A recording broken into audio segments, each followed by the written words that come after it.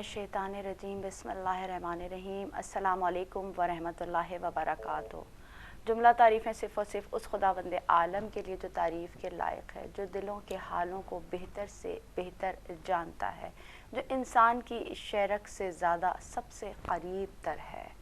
और लाखों दुरूद लाखों सलाम हज़रत मोहम्मद मुस्तफ़ा सल्लल्लाहु अलैहि वसल्लम पर और उनकी आले पाक पर कि जिनके सदक़े में खुदावंद आलम ने इस तमाम तर कायनात को खल्क़ किया। ये मौजें मारते हुए समंदर, ये बुलंद और बाला पहाड़, गर्ज़ के तमाम तर खूबसूरती हज़रत मोहम्मद मुस्तफ़ा सल्लल्लाहु अलैहि वसल्लम और उनकी आल ही के सदक़े में खुदावंद आलम ने खल्क़ की। नाज़रीन मोहतरम, मैं आपकी मेज़बान सदफ़ आप दी प्रोग्राम सुबह हिदायत के साथ आपकी खिदमत में हाज़िर हूँ और आप तमाम देखने वाले बहन भाइयों के लिए दिल की गहराइयों से दुआ करती हूँ और उम्मीद करती हूँ कि इंशाअल्लाह ताला खुदावंद आलम ने आपको जहाँ कहीं भी रखा हुआ होगा खैर व आफ़ियत से रखा हुआ होगा।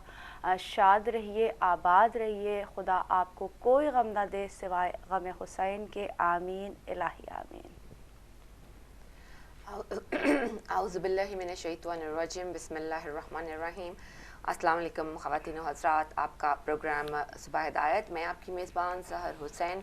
उम्मीद करती हूँ कि आप जहाँ होंगे, जिस जगह होंगे, बफ़ज़्ल ताला बसदक़ाए मोहम्मद वाले मोहम्मद खैर व आफ़ियत से होंगे। अल्लाह ताला आपकी ज़िंदगी में बेशुमार आसानियाँ, खुशियाँ, रहमतें और बरकतें निछावर फरमाए और हम सबको तौफ़ीक़ अता फ़रमाए कि हम दूसरों की ज़िंदगियों में भी आसानियों का बाइस बन सकें, रहमतों का बाइस बन सकें और बरकतों का बाइस बन सकें। नाज़रीन, आज रमज़ानुल मुबारक की 25 तारीख़ है और आज मार्च 2025 की 26 तारीख़ और बुध का दिन। उम्मीद करती हूँ कि आपके दिन का आगाज़ बेहतरीन अंदाज में हुआ होगा और परवरदिगार आलम से यही दुआ है कि आपके आज के दिन की तमाम हाजात को कबूल व मकबूल फरमाए और आपकी तमाम परेशानियों को बसदक़ाए मोहम्मद वाले मोहम्मद दूर कर दे। आमीन या रब्बुल आलमीन। नाज़रीन, हम आज जैसा कि आप जानते हैं 25वां रोज़ा है और रमज़ान के 25 रोज़े जो हैं वो जा चुके और आज 25वें रोज़े की दुआ के लिए जो है हम सदफ़ की तरफ बढ़ेंगे। ए अल्लाह, आज के दिन मुझे अपने दोस्तों का दोस्त करार दे और अपने दुश्मनों का दुश्मन और मुझे अपने नबियों के ख़ातिम की सुन्नत पर अमल करने की तौफ़ीक़ इनायत फ़रमाए। ए नबियों के दिलों की निगहबानी करने वाले रसूल खुदा हज़रत मोहम्मद मुस्तफ़ा सल्लल्लाहु अलैहि वसल्लम इरशाद फरमाते हैं कि 25वें दिन खुदावंद आलम अर्श के नीचे सब्ज़ रंग के 1000 कबे तैयार करवाता है और हर कबे के सर पर नूर का एक खैमा होता है। खुदावंद आलम फरमाता है कि अहमद की उम्मत, मैं तुम्हारा परवरदिगार हूँ और तुम मेरे बंदे हो। मेरे अर्श के साए में रहमत तलब करो। इन कबों में खाओ पियो, ये तुम्हारे लिए गवारा हो, ना तुम्हारे लिए कोई खौफ हो और ना ही तुम्हारे लिए कोई गम हो। फिर आगे खुदावंद आलम इरशाद फरमाता है कि ए मोहम्मद सल्लल्लाहु अलैहि वसल्लम की उम्मत, कसम है मेरी इज़्ज़त और जलालत की कि तुम लोगों को इस तरह मैं बहिश्त में दाखिल करूँगा कि सब के सब ताज्जुब में मुब्तला हो जाएंगे और हर एक के सर पर 1000 ताजों के ज़रिए ताज गुजारी भी करवाऊँगा। खुदावंद आलम का शुक्र, एहसान और बहुत बहुत मुबारकबाद उन मोमिन और मोमिनात मुसलमान बहन भाइयों को कि जो मुसलसल रमज़ानुल मुबारक के जो रोज़े रख रहे हैं और तक़वे के साथ रख रहे हैं, अपने रोज़ों की हिफाजत के साथ ये दिन गुजार रहे हैं, तो उनके लिए किस कदर अताएँ हो रही हैं। इंशाअल्लाह दुनिया में भी हैं और आखिरत में भी, दुनिया दोनों में अताएँ ही अताएँ खुदावंद आलम इस बाबरकत महीने में हम गुनहगारों पर उतार रहा है। तो परवरदिगार के आगे एक दफ़ा फिर दुआ गो है कि हम सबको इसी तरह रोज़े रखने की तौफ़ीक़ अता फ़रमाए कि जिस तरह से खुदावंद आलम हमसे चाहता है। तो नाज़रीन मोहतरम, नात के लिए हम बढ़ते हैं, हमारा अगला सेगमेंट। तो इंशाअल्लाह ताला आप भी इनसे जो है अपनी समातों को मुअत्तर कीजिए और हम भी समातें मुअत्तर करते हैं। लो आके फिर गुजर गया, रमजान का महीना लो आके फिर गुजर गया, रमजान का महीना। पलकों में आंसू भर गया, पलकों में आंसू भर गया, रमजान का महीना लो आके फिर गुजर गया, रमजान का महीना। हसरत से देखते हैं माहे सयाम को हम, हसरत से देखते हैं माहे सयाम को हम। माजी में क्यों उतर गया, माजी में क्यों उतर गया, रमजान का महीना लो आके फिर गुजर गया, रमजान का महीना। हर नक्श फिर रहा है अफ्तार और सहर का, हर नक्श फिर रहा है अफ्तार और सहर का। हमसे जुदा जो कर गया, हमसे जुदा जो कर गया, रमजान का महीना लो आके फिर गुजर गया, रमजान का महीना। मगरिब की वो तैयारी मिलके नमाज पढ़ना, मगरिब की वो तैयारी मिलके नमाज पढ़ना। हम हारे वो ज़फ़र गया, हम हारे वो ज़फ़र गया, रमजान का महीना लो आके फिर गुजर गया, रमजान का महीना। सहरी के वक्त उठना, गफलत को बस पकड़ना, सहरी के वक्त उठना, गफलत को पास पकड़ना। दामन शिफा से भर गया, दामन शिफा से भर गया, रमजान का महीना लो आगे फिर गुजर गया, रमजान का महीना। तस्बीह की गूंजती थी जो हर तरफ सदाएं, तस्बीह की गूंजती थी जो हर तरफ सदाएं। रब को नजर वो कर गया, रब को नजर वो कर गया, रमजान का महीना लो आके फिर गुजर गया, रमजान का महीना। पत्थर दिलों की बंजर वो सरजमी में लोगो, पत्थर दिलों की बंजर वो सरजमीन लोगो।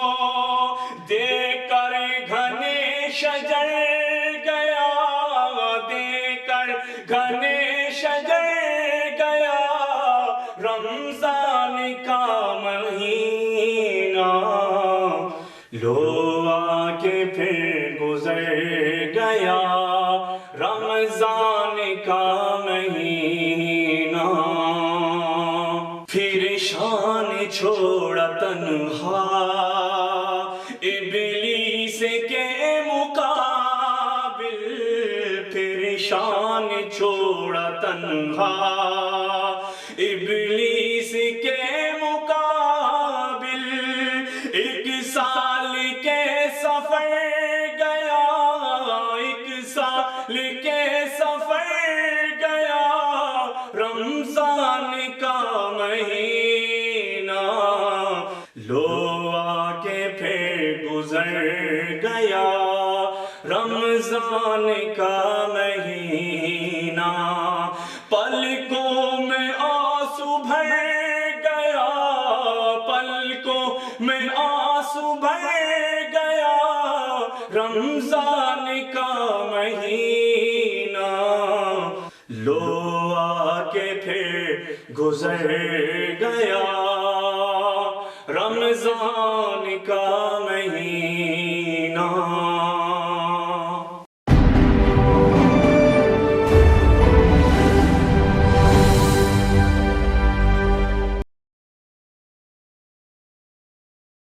इरशाद फरमाते हैं कि अगर तुम्हें किसी की साथी की ज़रूरत है तो तुम्हारे लिए अल्लाह ही काफ़ी है।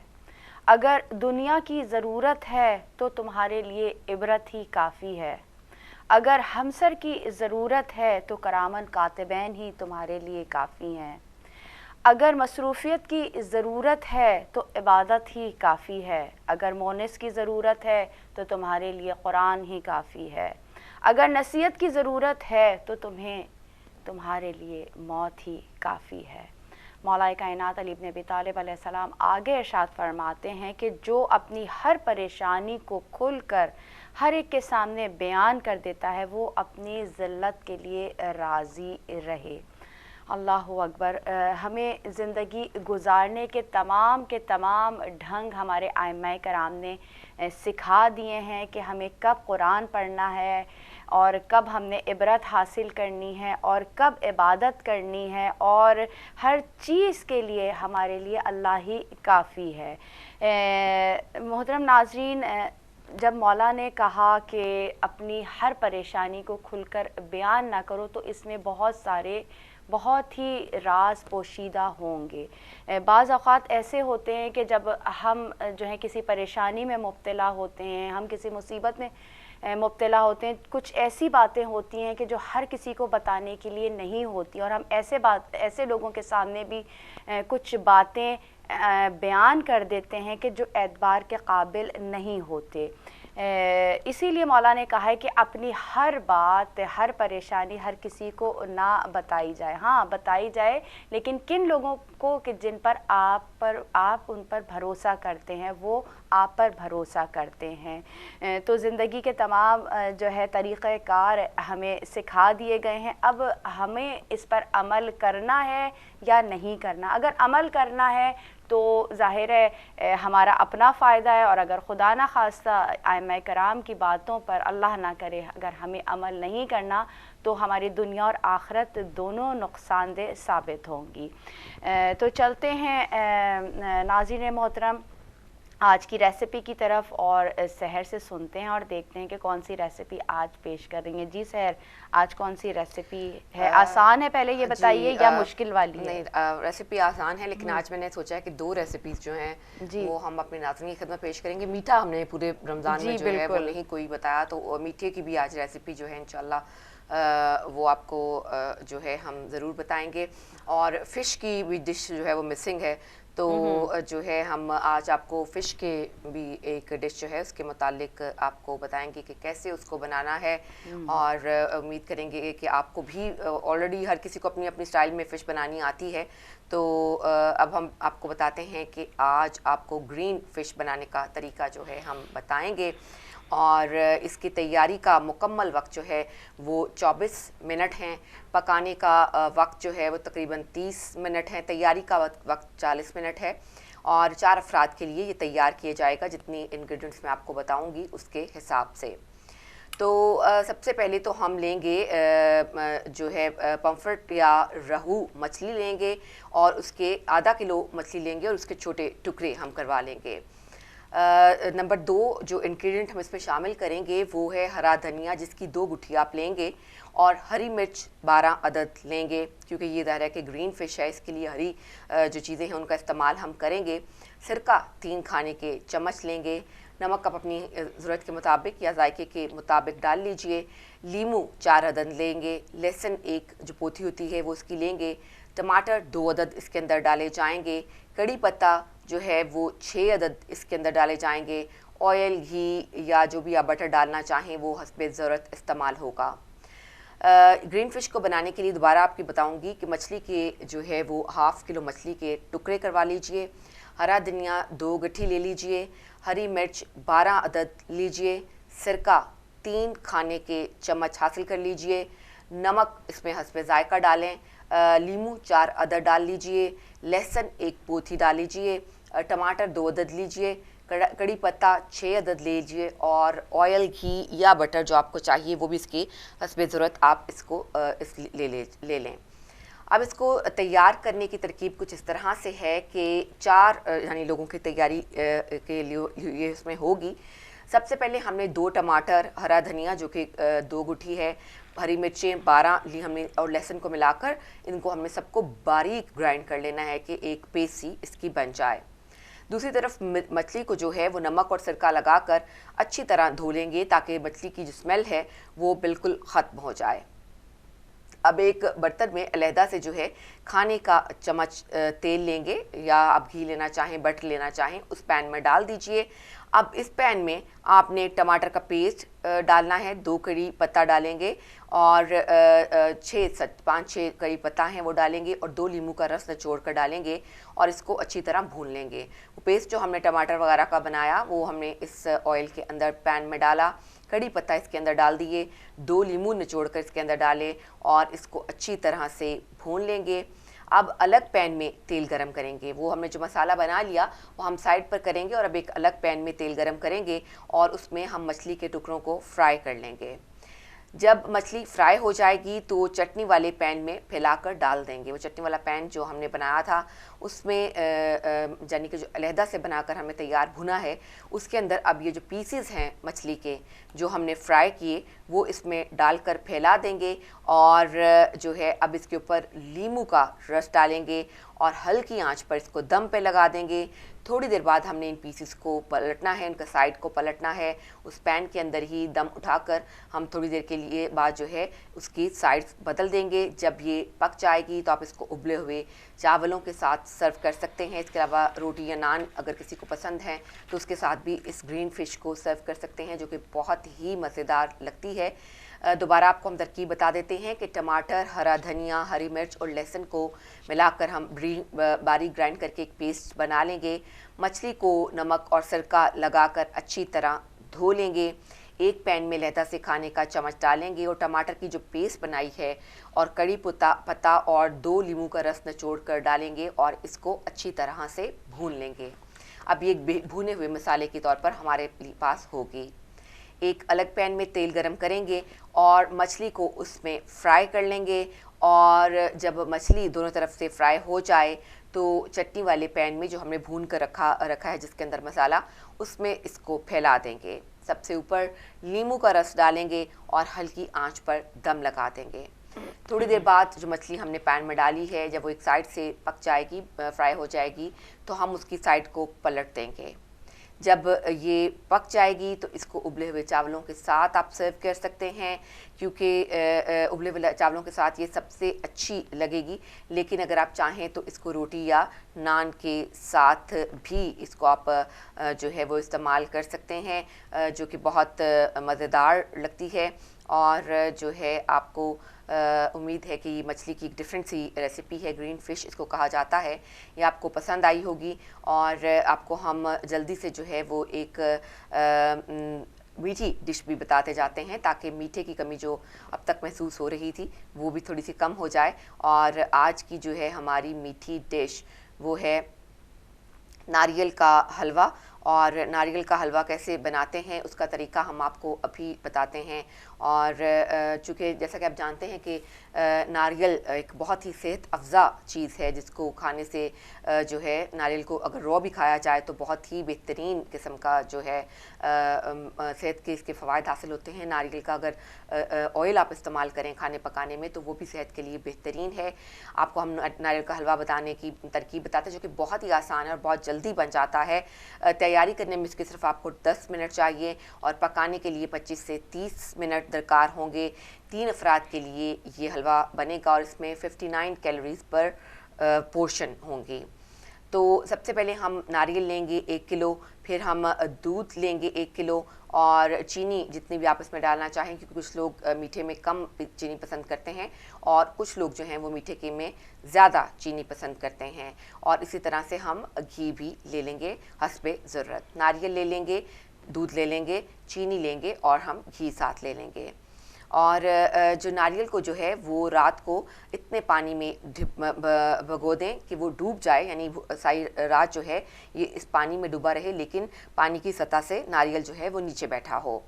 सुबह को इसका ब्राउन छिलका जो है वो आपने ऊपर से छील कर अलग कर लेना है। अब ये छीले हुए नारियल को आप बारीक पीस लें। बारीक पीसने के बाद आप इसको दूध में मिला दें और इसको जो एक साइड पर रख दें। हमने चीनी का एक बारीक शीरा जो है तार शीरा इसका वो तैयार करना है और जब चीनी का तैयार शीरा पक जाए तो इस नारियल को जो कि हमने अलहदा से दूध में मिलाकर बारीक पीस कर रखा हुआ है वो इस चीनी के शीरे में मिला देंगे। और दूध नारियल ज़ाहिर है कि वो एक नारियल जो है ऑलरेडी पिसा हुआ है, दूध के अंदर है, सारी रात भिगो के रखा है, इसलिए वो नरम हो चुका होगा। और आप जब इसको चीनी के शीरे में डालेंगे तो वो दूध की क्वांटिटी जो है उसके अंदर इतनी होगी कि उसके अंदर ही ये नारियल जो है पिसा हुआ वो गल जाएगा। और दूध और नारियल के इस अमेज़े को जो हमने शीरे के अंदर डाला, इसको दरमियानी आंच में पकाएं और जब पानी खुश्क होने लगे और ये एक पेस्ट सी बनने लगे इसके अंदर, तो इसमें जो घी है उसको डालकर आप इसको खूब भून लीजिए। जब भुन जाए, आपको लगे कि घी और नारियल जो है दूध के साथ जो उसकी पेस्ट है वो अलग सी नज़र आने लगे, तो आप इसको जो है चीनी का जो बाकी शीरा बचा है वो इसके अंदर डाल दें। अब जब पानी खुश्क हो जाएगा और घी अलहदा हो जाएगा तो आप इसको उतार दें और चाहें तो आप जमा कर इसके टुकड़े भी बना सकते हैं। फिर वो एक बर्फ़ी की सूरत में, नारियल की बर्फ़ी की सूरत में भी पेश किए जा सकते हैं, या एज़ इट इज़ आप अगर इसको एक बोल में निकालें और इसको डेकोरेट करके गार्निश करके इसके ऊपर मुख्तलिफ़ चीज़ें पिस्ता वगैरह पेश करें तो वो भी आपके टेबल की रौनक को बढ़ा देगा। तो ये है नारियल का हलवा बनाने का तरीका, और बहुत ही आसान है और बहुत ही आसान इंशाल्लाह ताला जल्दी बनने वाला है। और आप ये देखिए ना कि हर चीज़ तो आप रेडीमेड मिल रही है, अब आपको नारियल घिसने की ज़रूरत भी नहीं है। बिल्कुल आपको मिल जाता है, नारियल का पाउडर मिल जाता है आपको, तो वो आसान है कि आप उसको दूध में भिगो दें और फिर उसका हलवा मेरे ख्याल स्मूथ भी ज़्यादा होगा। जी बिल्कुल। और आपने देखा है कि अब तो चावल भी पिसे हुए मिल रहे हैं। हर चीज़ मैं कहती हूँ कोई चीज़ ऐसी है नहीं जो कि आपको रेडीमेड अवेलेबल ना हो। जी बिल्कुल। इसलिए मेरे ख्याल कुकिंग टाइम्स कम हो गए हैं और इस फास्ट फॉरवर्ड ज़िंदगी में ऐसा ही होना बेहतर है, क्योंकि अगर आप पीसने लगे मसालों को या चीज़ों को तो वो it's very time taking process होता है। आप जल्दी से एक डिश बना सकते हैं, आपको बाहर से जो है वो हाफ रेडी इंग्रेडिएंट्स तो आपके पास होते हैं, तो फिर बस चूल्हे पे चढ़ाना बाकी होता है। जी बिल्कुल। अब देखिए ना, दौर दौर की बात है कि एक ज़माना वो भी था जो हमारी नानी और अम्मियों का ज़माना था कि घरों में जो है पीसे जाते थे। अम्मी तो मेरे ख्याल में अम्मी के ज़माने में आ गए थे पिसे हुए साजो सामान जो हमारे जो इससे पुरानी जो है नस्ल थी। जी बिल्कुल। तो वो उन्होंने जो नानी वगैरह बताती हैं कि घरों में जो है मसाले पीसे जाते थे और बाकायदा उसके लिए पीसने के लिए लोग रखे हुए थे। हाँ जी, ऐसा ही। और देखिए मिर्चें सुखाने के लिए डाल दी जाती थी, जब सूख जाती थी फिर उनको पीसा जाता था। तो वैसे सोच के ही भी कुछ होता है कि अच्छा इतने लंबे काम जो थे वो कैसे किए वैसे सर मैं आपसे पूछना चाहूँगी, जो गांव देहात हैं अभी भी क्या इस तरह सुखाए जाते हैं, अभी भी होते हैं या उधर भी ज़माना चेंज हो गया? डिपेंड करता है। कुछ गांव ऐसे हैं कि जो बहुत तरक्की कर चुके हैं, लाइक जिनमें अब ज़राअत वगैरह नहीं है, सही, उस वहाँ सिर्फ घर पाए जाते हैं। सही। तो वो उसमें वो जो समझिए कि एक मॉडर्न मोहल्ले के तौर पर होते हैं और ऐसे देहात जो यूजुअली शहरों से करीब होते हैं। एक देहात होते करते हैं जहाँ पर ज़रात अभी तक है, जहाँ पर ज़रूरी ज़मीनें पाई जाती हैं, वहाँ लोग अभी काफ़ी बैकवर्ड तरीके से ज़िंदगी गुजारते हैं। वहाँ गुड़ भी बनाया जाता है, वहाँ गन्ने के से डायरेक्ट जो हैं वो लगे होते हैं उनके जो ये है कि मशीनरी में इजाफा हो गया है कि थोड़ा इजाफा हो गया, लेकिन अभी तक जो है वो मसाले भी सुखाए जाते हैं वहाँ पर, जो मिर्चें सुखाई जाती हैं आपको पड़ी हुई मिल जाएंगी इस तरह से, और बाकी मसाला जात भी काफ़ी ज़्यादा जो है वो घर में ही बनाते हैं। लेकिन जो गांव मॉडर्न हो चुके हैं और जहाँ पर सिर्फ रिहायशी पाई जाती है और रिहायशी इलाके हैं वो सारे, वहाँ पर अब इस तरह के तसव्वुर नहीं है।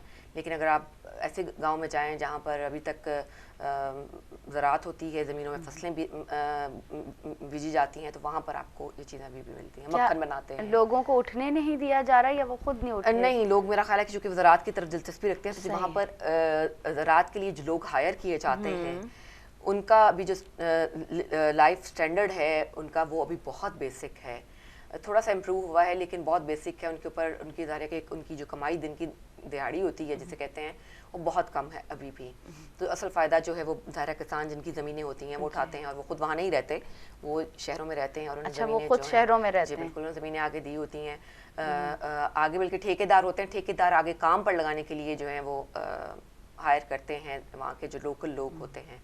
तो उनकी जो हालत है टू बी ऑनेस्ट वो इतनी कोई अभी तक उनमें इजाफा नहीं हुआ है। वो इसी पे गुजारा करते हैं कि गंदम की फसल आएगी तो उसमें से गंदम मिल जाती है उनको, कपास की फसल आएगी तो कपास का हिस्सा मिलता है जिसे बेचकर वो ज़ाहिर है कि अपनी घरेलू ज़िंदगी चलाते हैं। दे आर अभी वो अभी भी उनके ऊपर जो आप अगर जाकर देखें तो आपको लगता है कि हम किसी और दुनिया में आ गए हैं कि किस तरक्की याफ्ता हर चीज़ हो चुकी है। पाकिस्तान में हर शहर तरक्की याफ्ता हो चुका हुआ है, लेकिन कुछ गाँव अभी ऐसे हैं जहाँ पर ज़राअत तो है लेकिन उनको ज़राअत को जो निपटाने वाले लोग हैं वो भी उनकी हालत, ज़िंदगी की हालत है, पढ़ाई, उनके बच्चों की पढ़ाई के वो खुद ही पढ़ाना नहीं चाहते। वो चाहते हैं कि हमें जो मैन पावर है हमारे पास बढ़े, वर्क फोर्स ज़्यादा हो, ये अगर ज़मीनों पे काम करेगा तो हमें जल्दी पैसे मिल जाएंगे, बजाय इसके कि हम इसको स्कूल भेजें और ये जाके जो है, और बच्चे भाग जाते हैं 5वीं 6ठी पढ़ी और तक पढ़े और उसके बाद वो वहाँ से फरार हो जाते हैं जी। तो इसकी क्या वजूहात हैं? ज़्यादातर तो पैसे की ही वजह है, पैसे की वजह से जी। वो समझते हैं कि अगर हमारे बच्चे छोटी उम्र में ही ज़मीनों पर काम करने लग जाएंगे तो उनको दिहाड़ी मिलेगी और इस तरह जो है वो घर में पैसे जो है वो ज़्यादा आएंगे। बहुत रेयर है कि पढ़ाई के लिए स्कूल्स भी स्पेशली वहाँ पर अभी बड़ी मुश्किल से आप कहें कि कोई मिडिल स्कूल बन जाता है, टूटा फूटा आपको मिलेगा, वहाँ भी कोई एक उस्ताद होगा वहाँ पर सिर्फ, तो हालत ज़ार अभी उनकी बहरहाल कोई इतनी अच्छी नहीं है। सही जी। नाज़रीन मोहतरम, ब्रेक की तरफ हम बढ़ेंगे, आप हमारे साथ रहिएगा। मुख्तसर सा ब्रेक है, मिलते हैं ब्रेक के बाद।